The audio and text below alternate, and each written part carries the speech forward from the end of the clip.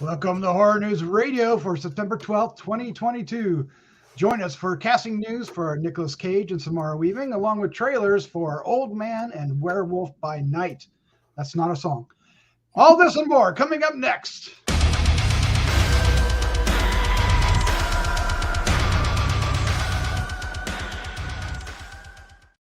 I am your host, Doc Rodden, and this is H&R, the official Gruesome Magazine horror news podcast. Back with me again are the scariest, goriest, bloodiest co-hosts on the net, starting off with my main man, Dave Dreher, lead news writer at Gruesome Magazine. How you doing, Dave? How you doing? How you doing? Oh my God. You got this whole call thing going on now. We're like Gary Sandlin show. Hey now. Hey, how you doing? I'm doing good. How are you? I'm good. Looking Excellent. forward to this week's news.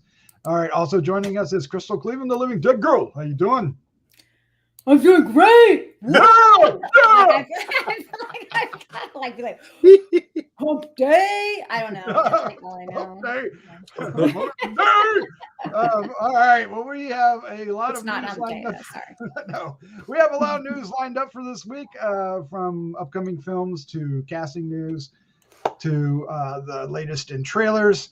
But unfortunately, one thing that we bring up every once in a while are obituaries. I don't like doing this, but it's something that, I mean, I don't like doing it because it makes me sad, just so you guys know. Not because like, oh, it doesn't make me sad. But we lost somebody, a terrific writer, and Dave is going to tell us all about it. No, I don't want to talk about it. No. Yeah, so we lost Peter Straub. Now, I'm not sure how many of y'all are familiar with the work of Peter Straub. Peter Straub, I always kind of referred to him as kind of a quiet genius. He was not a big, flashy writer, like Stephen King. His books would get announced hugely and stuff. He just wrote these amazing novels and kind of put them out there, and you either found them or you didn't. I stumbled across him, probably Doc, I'm assuming probably the same way you did, was back in the late 70s when Ghost Story came out in the movie theaters, and it was based on a Peter Straub book. And you're like, who's this Peter Straub? But again, the Ghost Story kind of highlights how he wrote. It was horror, but it was very intellectual and very quiet. He's not like a Stephen King or a Skip Inspector where he's going for the jugular all the time. Not a lot of blood spewing in his horror, with the exception of one book, which we'll talk about here in a few moments, because it was actually after seeing Ghost Story, the first book of his I picked up was a book called Floating Dragon, which he came out in the early 80s.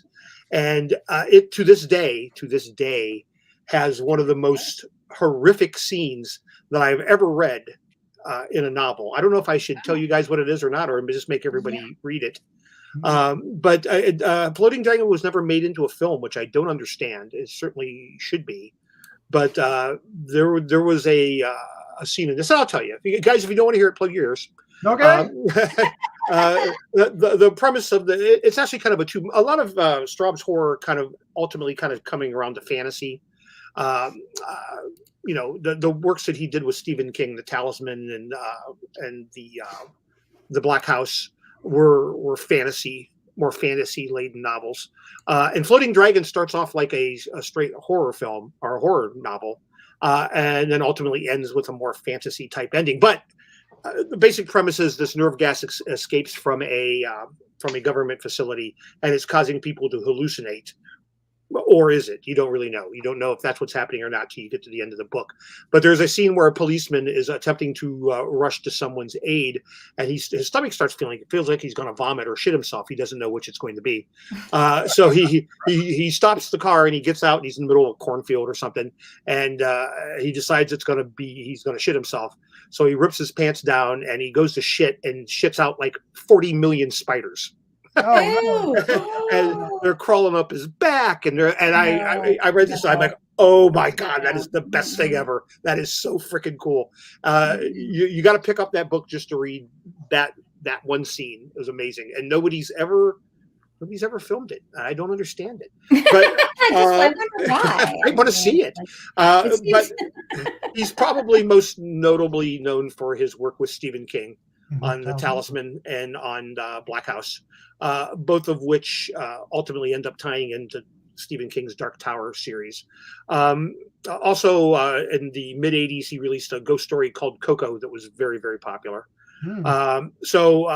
Very prolific. He wrote a lot of novellas. He wrote a lot of poems. He's just a fantastic writer, and he'll definitely be missed. I had Stephen King's quote, and I've lost it. I couldn't find it anywhere, but Stephen King announced it on his Twitter page. But basically, paraphrasing, he said that working with Peter Straub was one of the greatest professional achievements of his career. And I think that's pretty much all that needs to be said about him. So he was 79 years old. Apparently apparently died from complications of a broken hip. Oh gosh. Oh, that's usually once. Yeah. Yes, but I've got plenty of Peter Straub novels. I can visit Peter Straub anytime I want. I just got to go to my bookshelf. There you go.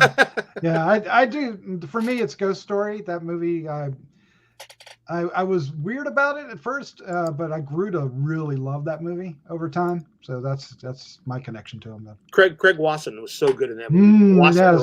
Yeah, he was so good in that. And Alice Krige, I mean, she was in that. Very young. And I mean, the Chowder Society, right? Yeah, Fred Astaire. Who is it all? Fred Astaire. Wow. Douglas Fairbanks Jr., Fred Astaire. Was John Carradine one of them? No. John Houseman. John Houseman, yes. Yeah. We're forgetting somebody, but that's a great movie. Very much right. So rest in peace, Mr. Straub. Let's move into news about upcoming films. We have quite a bit of news. Yeah. And our first one is shark related. Oh my God. Oh, am I doing this one? I forget what we said. Am I doing it? Yes, you're doing this one. Okay. All right, then I will do this one. We shook up the order and I forgot. All right, so a film that is being shopped around right now. It is from director Joachim Hedden and writer Nick Saltrese. And the cast includes Jack Parr, you might remember from Peaky Blinders, Kim Spearman, Aaron Mullen, and Julian Sands. Anybody remember Julian Sands? Oh yeah, I do. But it is a shark movie. We love our shark movies here on the show. I don't know why Dave got so upset and left, but he'll come back, I presume. But the synopsis goes like this. A survival thriller follows 5 college friends who go scuba diving in a recently uncovered WW2 shipwreck in the British Virgin Islands. Already, I like it. The Virgin Islands. That sounds cool. Yep. Where they find themselves trapped by great white sharks. So, sounds good to me. I'm on board. I'm an easy target. What do you think about this, Crystal? I love shark movies. I'm with you. Even if they're bad, they're still kind of good to me. So unless they're really bad, and there's been a few of those. But then sometimes they're still good. That might be true. Because then they're just silly and it's funny. I mean, one of my favorite scenes of all shark movies of all time, of course. And come on, Deep Blue Sea, obviously. Samuel L. Jackson's kill is like the epitome of silly and stupid. And it was one of the greatest cinematic moments ever. Never. Dave, do you like shark movies? I like good shark movies. We don't really get a lot of them now. I popped out there for a little bit. I missed what you were saying about this, but am I reading this right? Julian Sands is in this? Yes, you are. Oh, there we go. Is he playing the shark by any chance? He's playing the shark. How'd you know? That'd be awesome. That'd be I do like Julian Sands, so that would be enough for me to watch it right there. Yep.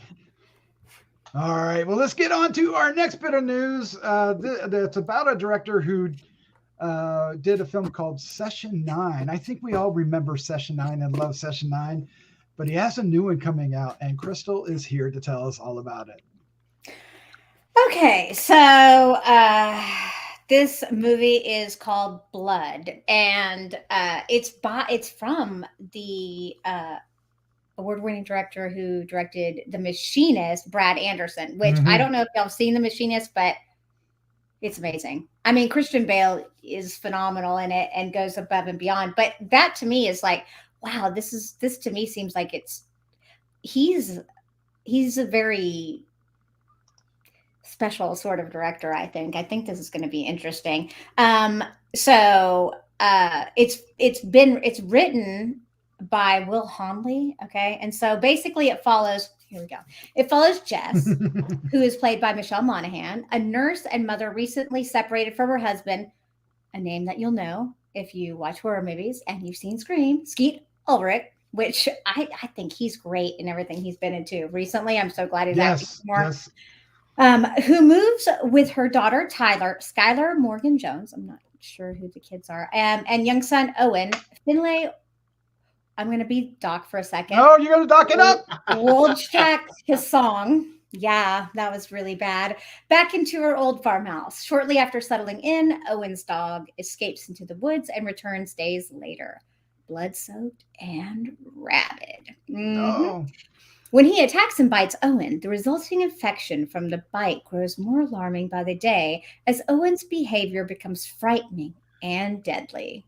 As he spirals deeper into the depths of his illness, Jess discovers a disturbing cure, which makes her question how far she's willing to go to keep her child alive. So it sounds interesting. I mean, what sort of cure? Is it going to be really far-fetched? Because what sort of cure is it really going to be?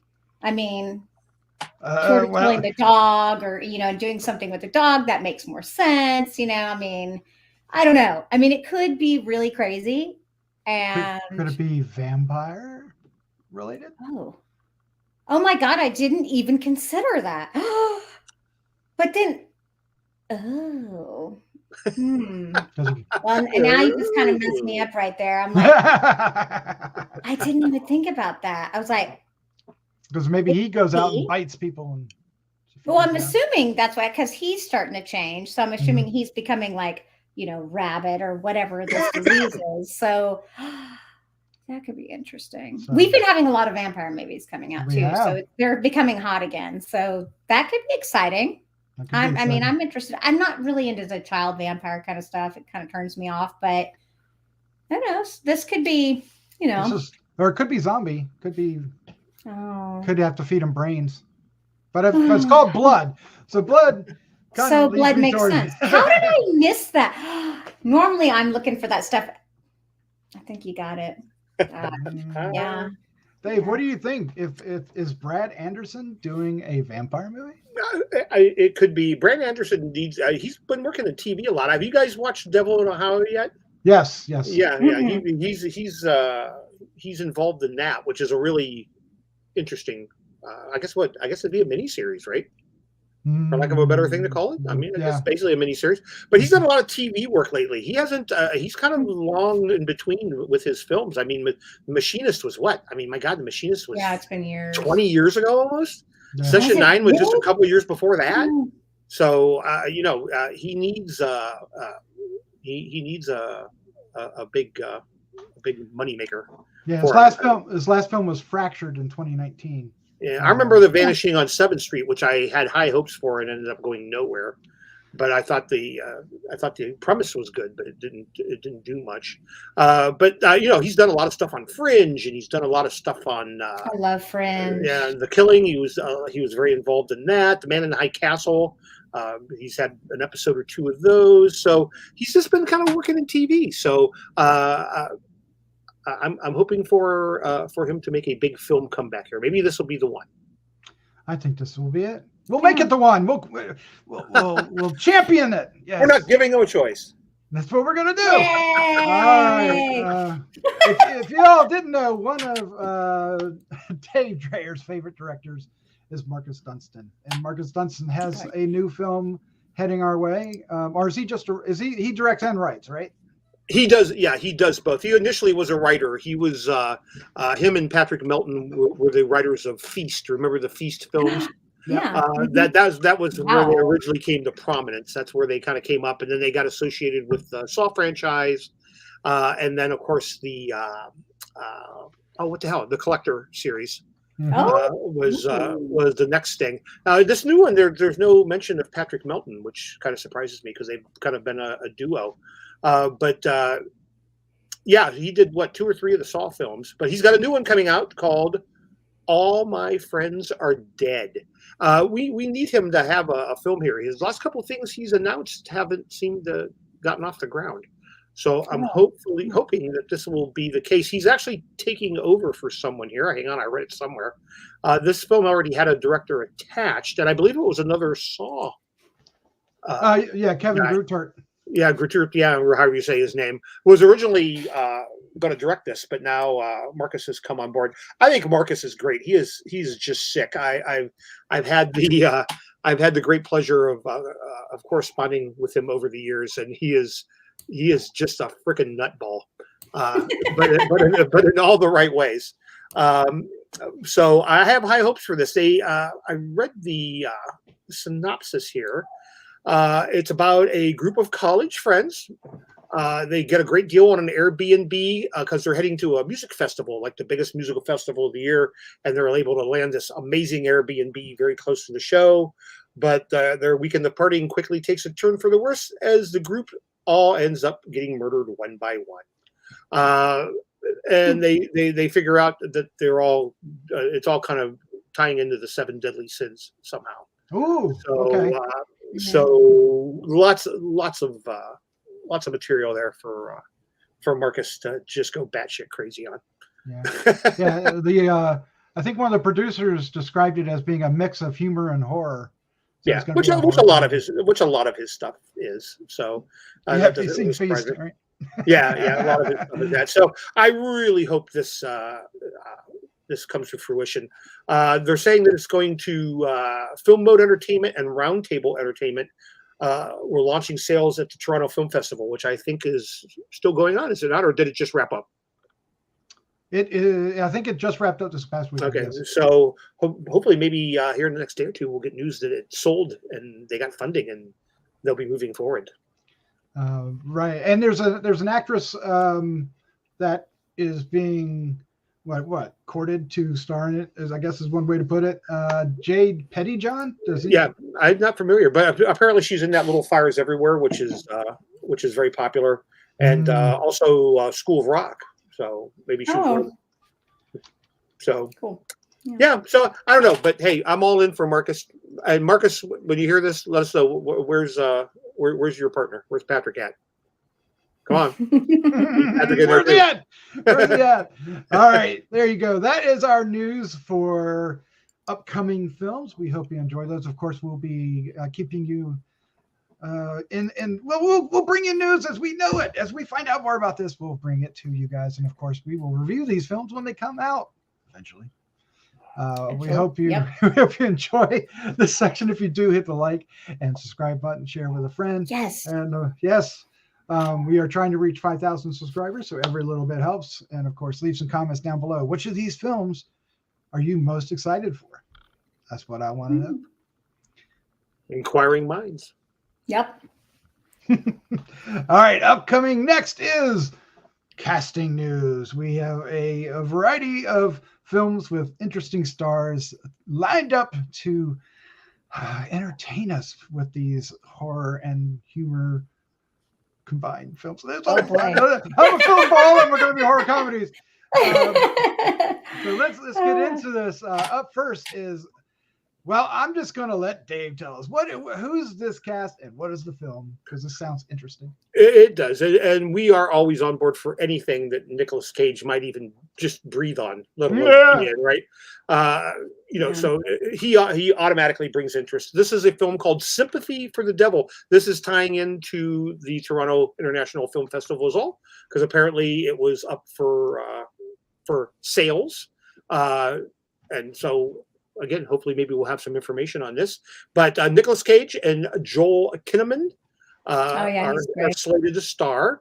Directed by Yuval Adler, and I don't know. The description kind of concerns me a little bit.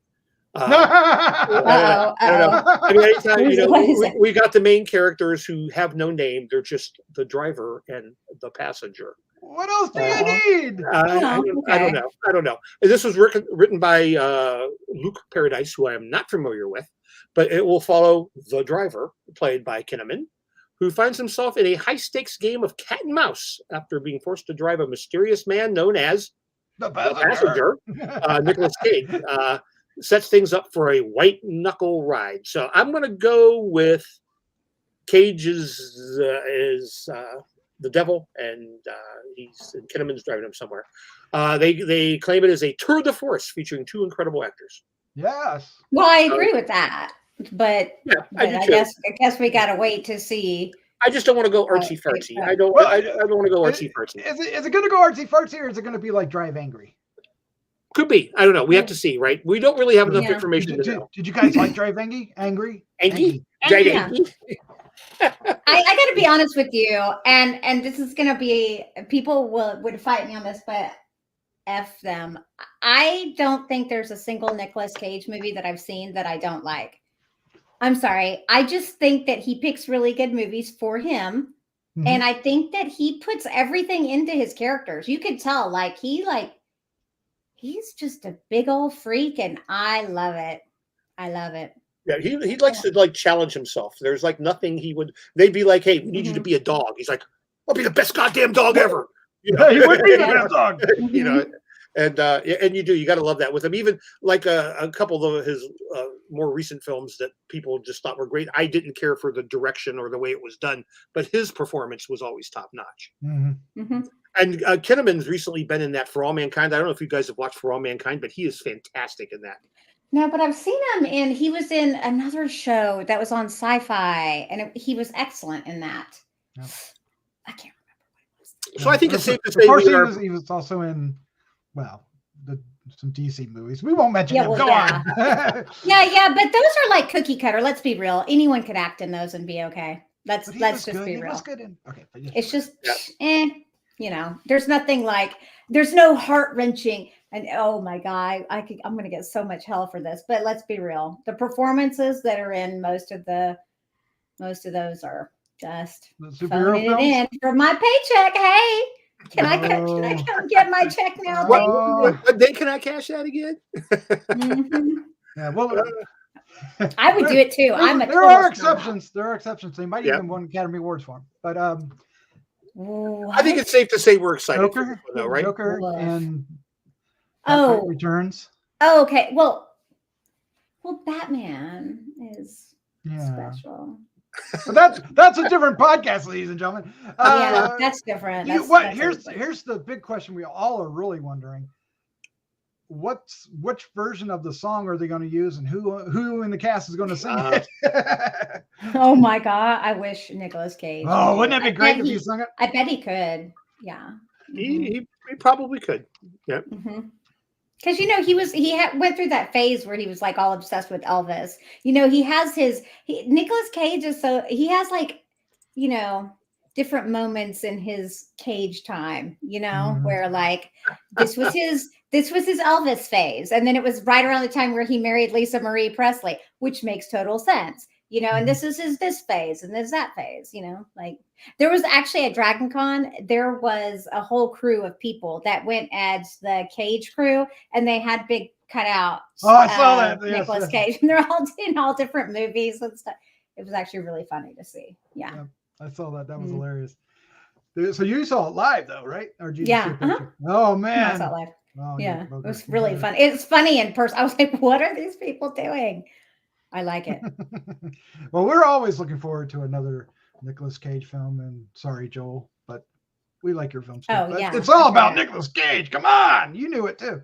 All right, let's get on to our next film, which features one of Christopher G. Moore's future wives, or future movie wives at the very least. Oh God. Okay. Crystal, who am I talking about, and what is this film? You're talking about, actually, please, he's gonna have to get in line. She's my wife. Anyway, we're talking about the one and only Samara Weaving. I mean, you know her, you love her. If you like horror comedy, you love her. I mean, I don't know anyone who doesn't like her. She's going to be in the new Scream movie, but she's also going to be in a new movie called Borderline, and it's a comedic thriller, which I think this is perfect for her. she's really great in these comedy horror type, Guns Akimbo, Knives Out. She's just, she's so good in everything she does. But yeah, I think this is going to be excellent. It's her, Eric Dane, and Ray Nicholson. And the movie is written by Jimmy Warden. And oh my God, I forgot what he's written, but it's something that I was like, oh, yeah. Oh, oy vey. Oh, he wrote The Babysitter, Killer Queen. And I loved it. If you saw that, she was and you in enjoyed as well, it. right? Yeah. Yep.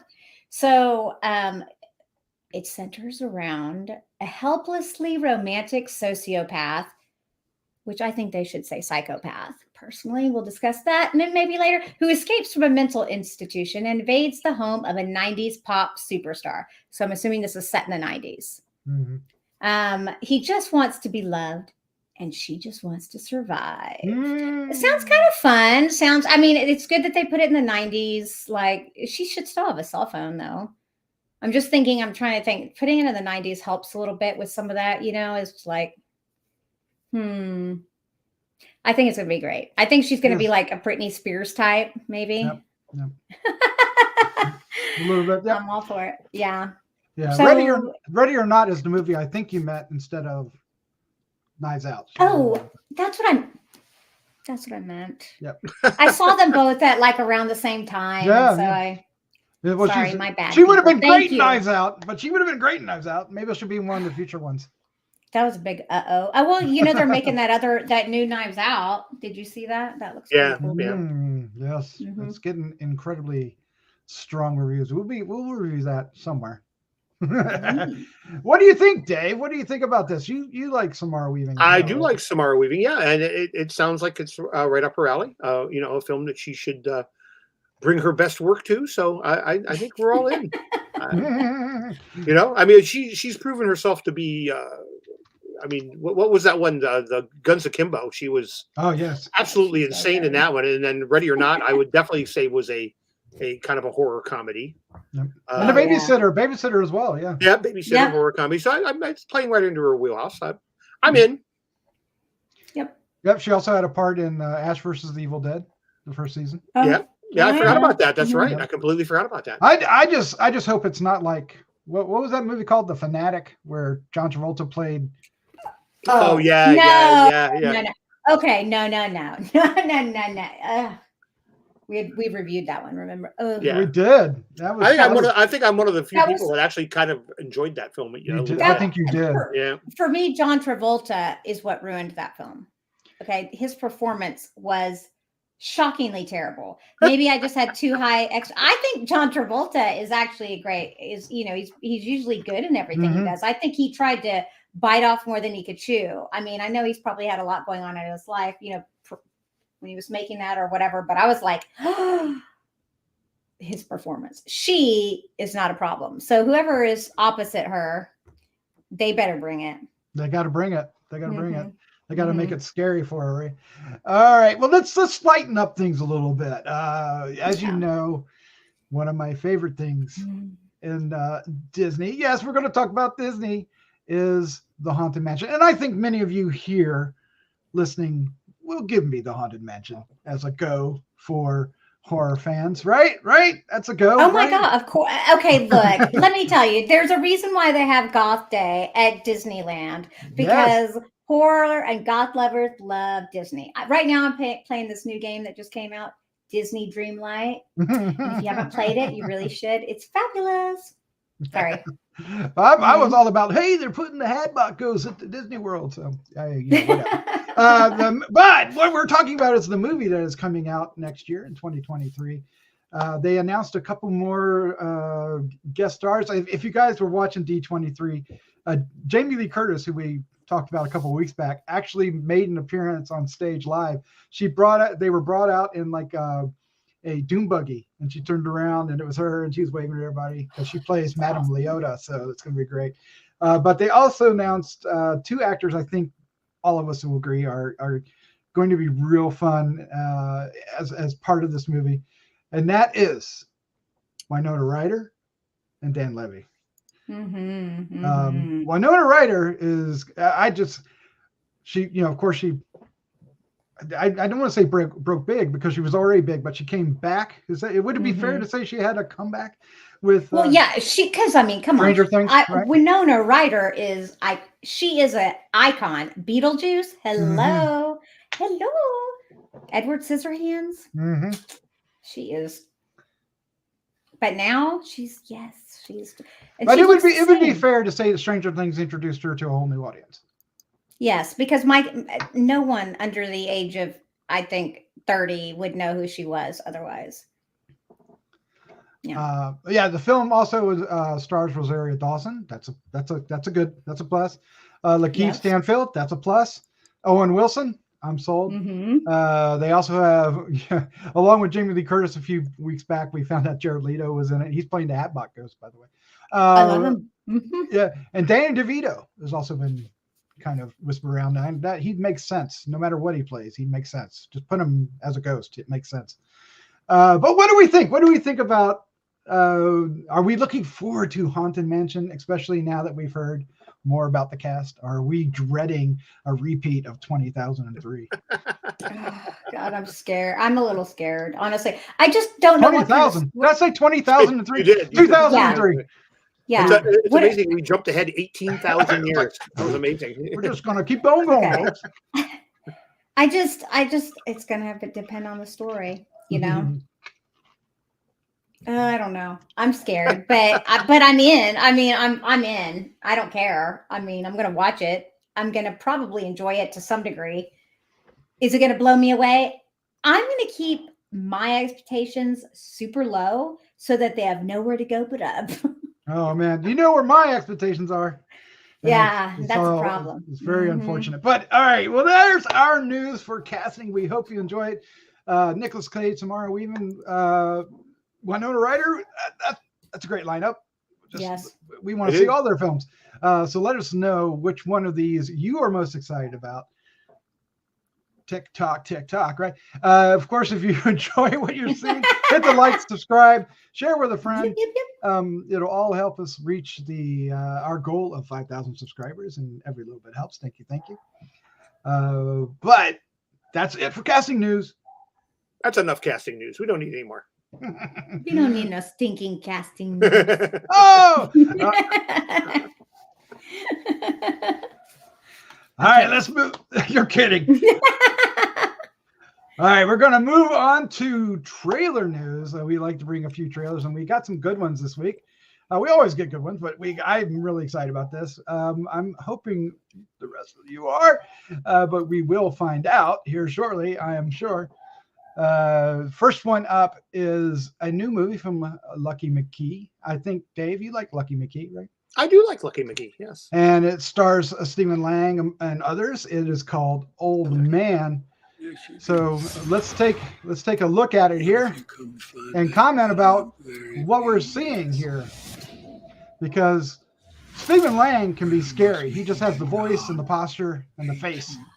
He's a great actor. His intensity is undeniable. Who is this guy the other dude? My grandfather told me you can. It's either Mark Center, Patch Daring. It's Mark Center probably. I don't know who he is. He looks sufficiently creepy, which is probably a good thing. There's all kind of death and beauty out here.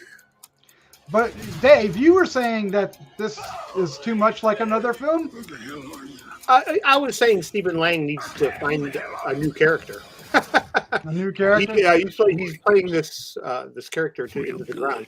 This is probably the fourth or fifth film in a row now where he's played this old man, basically. Because we had him in the 2 Don't Breathe movies, and we had him in VHF or VFW or whatever it was, where he played grizzly old man, and now we got grizzly old man going here. I mean, I guess it's okay. It looks maybe in the hands of Lucky McGee, he'll get something different out of him. This trailer doesn't do much for me though, other than make it sound like Mr. Lang has a speech impediment of some type, because he really can't. Oh, you're so. I didn't hear that. But Dave, they cast me. No, Dave, no. That's good. That was good. So, but there's going to be some kind of a twist. They're very careful not to show too much in this of what's going on. We don't, I mean, obviously the kid shows up at the cabin, and there's something going on. I don't know Mhm. what it is. So we'll have to see. Hopefully the film will be better than the trailer. But yeah, it looks okay. It looks okay, but you All know, right. Well, the movie comes out October 14th, so we'll definitely be that's talking soon. about it again soon. Yeah. Yes. Our next movie is the second trailer for a film that we've talked about before, and we're talking about Spirit Halloween, the movie. So let's take a look. This is giving us a little bit more about it. We can always just watch a And scary movie at my place. I think, Dude, we need something super creepy. Crystal, and I think loud. you were want something saying really creepy. it looked How about a night locked in like a here? certain type of film. Pop of Halloween Yeah, fun with it creepy looks vibe. like it could. It's like a hocus pocus, goosebumps, fun, cute, funny, little kids. What? Look at who we got there. There we go. This is going to be Can't look over his fun, life. and Possibly it somebody died might here. wind up being a Alec classic Windsor. if it's good enough. And it looks We're pretty doing good. something Look at those Saturday. shots. 3 of Look us. at that fall. Best holiday of Ooh. the year, just like always. I think it's a riot that they stay in the store. I know. What a that's- brilliant store closed and we're still Spirit inside. is The brilliant. store's locked and we're trapped inside. I mean, look what they've done here. Was that there before? Ask the right questions, you'll get the right answers. I love Is her. Alec Windsor roaming tonight? I'm looking forward to it. To me, it looks like a blast.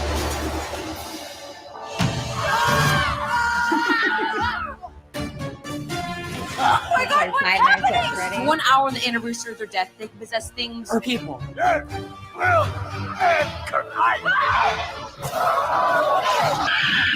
He's not answering his phone. He's with And his I buddies. love her. He's fine. The she's all that chick. Seal with a sacrifice to set him free. Carson, now!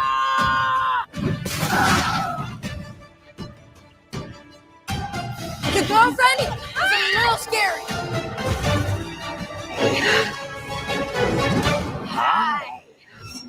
It looks cute. Sorry, I had the volume a little high on that. It made it very difficult for us to talk over it. But I surprisingly, I'm looking forward to this movie. It's kind of it looks like fun. It really does. It looks like it'll be just a fun time to watch. The girl looks precious. Sorry How about that. cute is she? Like, I think this one's gonna be fun. I think it looks like it's shot well. Leave it to Spirit to come up with a freaking show based on their store. On their store, yes. It's just amazing. Like, so smart. Because I guarantee you, every Spirit Halloween lover, which I know everybody, It's all of us, pretty much, right? All of us. yeah, is going to be like, well, we at least got to watch it. You know, I mean, we got to check it out. Come on. Well, we get to find out on September 30th, 2022, and just a Oh, few good. I'm short glad it's a weeks. full month before Halloween. Yes, That's good. yes. All right. Up next is a movie that I'm looking forward to, or maybe a TV show. I still don't know how long it's going to be, an hour and a half, but it's on Disney Plus. It's an MCU film, and it's going to get us banned really quickly. But let's take a look at it. This is Werewolf by Night. Now, there's a lot of cool things going on here. One, it's in black and white. Halloween. 2, it's campy as hell. Escape the shock. 3, there's a couple guest stars in here. If you're a horror fan, a horror comic fan, you'll know who they are. It is every Yeah, well- hunter for themselves. Yes. Good luck. I'll be rotting. I'll be rotting for you. Come on, that's perfect. One of you is a monster. But Werewolf by Night, Jack Russell. I'm seeing much better than when I watched it earlier. I think it kept stopping. So this looks way better. Well, it stops on purpose a couple times. But what's exciting is that it's different than what Marvel usually puts out. And I'm excited about that. Yeah, but I still don't trust them to do horror right. Not quite there yet. Well, It looks like they're trying, and some of the shots look really cool, but we'll see. I mean, come on, it's on Disney Plus, but it's on Disney Plus. So, so it's Gateway. It's a gateway. yeah, gotta be. There's just no way that it's gonna be good. No, I'm just kidding. I'm kidding. It can be good. I just mean good and gory. There's no way that's going to be gory. Well, I think that's one of the reasons it's black and white. You'll notice that one of the arms got lopped off. Yeah. And so if it's you less do that scary. in black and white, it's not as scary. I don't know if you remember when Kill Bill came out and that last scene in the States, it was black and white where she slaughters everybody, the crazy 88. In Japan, it was all in color and it's all gory and red. I bet it's beautiful. But you can't see all that, that we can't see that much gore for rated R. So. And if you're on Disney Plus, well, it makes sense. But Werewolf by Night is a MCU character. Jack Russell been around since the early 70s when they had Tomb of Dracula, Ghost Rider, What's the and all those. story? You apparently know this comic, but I'm not sure how this story, how much of the comics are going to keep for this story, because this story doesn't really match up to any of the stories in the comics. But Jack Russell was basically cursed by the Darkhold, which they have introduced. That was the thing that the Scarlet Witch has, and his family was cursed by Darkhold, and they became a line of werewolves. And on his 18th birthday, he finds out he's a werewolf, and then horror and comedy ensues. But I don't know what they're doing here, because this is set up like a whodunit kind of thing. Like, who's the werewolf? Here's what the BS is here. You have a room full of big old freaks, and they have the nerve to be pissed off at a werewolf. I mean, all of them are freaking like, what? Like, what? Why is that a problem? There's plenty of you that are probably a problem. More than, just saying. All right. Well, there you go. If they let us keep Werewolf by Night trailer in there, you saw it, and we'll. If not, check it out and come back. We'll find out. We're taking our chances with anything Disney and MCU. If nothing else, you've seen it live. If you're watching live, they see it. So. See it live, you're going to see it, unless they tear it down, which is possible. But anyway, we hope you enjoyed our trailers, and I'd like to know which of these 3 movies you are most excited to see. Let us know in the comments down below. And if you like our trailer section, let us hit the like, subscribe, share with a friend button. It'll do wonders for us and help us reach our goal of 5,000 subscribers here on YouTube. Yay. So thank you. Yeah, there you go. Thank you, guys. Then we'll find out what's happening next week. Crystal, Dave, thank you for joining me. This was so much fun. Thanks. Always look forward to it. Yep. We'll see you guys next week. All right. Let's say goodnight. Good night. Good night.